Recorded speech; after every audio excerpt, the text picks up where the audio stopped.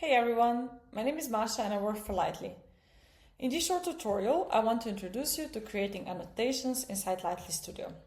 What's very cool about LightlyStudio, it is that it's a unified platform. So it's a platform where you can do data curation, data labeling, and Q&A. Basically, you don't have to switch tools, which makes your process much faster.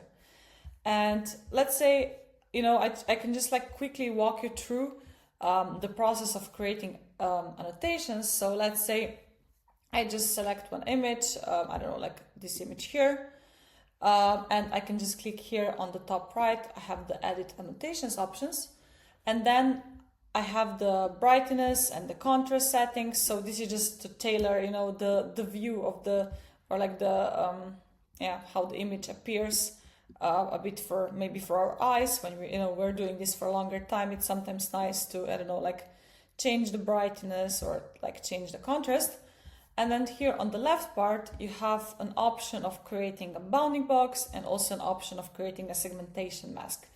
And in separate videos I will focus more on how you can create a bounding box and how you can also create a segmentation mask.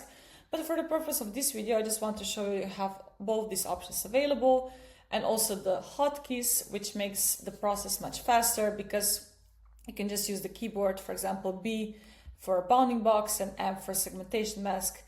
And so basically, you can then just click on the mode that you want to do. And let's say there's this TV and I can, draw a bounding box very easily. I can rename it to TV, press enter, and voila. And let's say then I want to do also a segmentation mask. For the purpose of this video, I will be just not very precise, and I will pick a bit smaller one, and I will just choose this small thing here, like that. And I can just easily rename it. This is not a TV. This is like a radio, for example. I press enter, and voila. And then when I'm done, I can just click finish editing here on the top right. And basically I go back now to my view of the entire data set, and as you can see I created two labels. One is a radio, which is here, and this was actually created as a segmentation mask. And then if we go once back, just for the purpose of showing you, I also have a TV, and again you can click here and you can see that we have this TV which we created as a a bounding box. So that's very cool.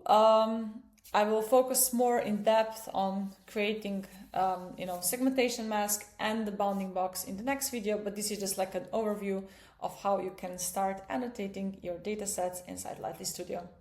I hope you like this video, and I'll see you in the next one. Bye.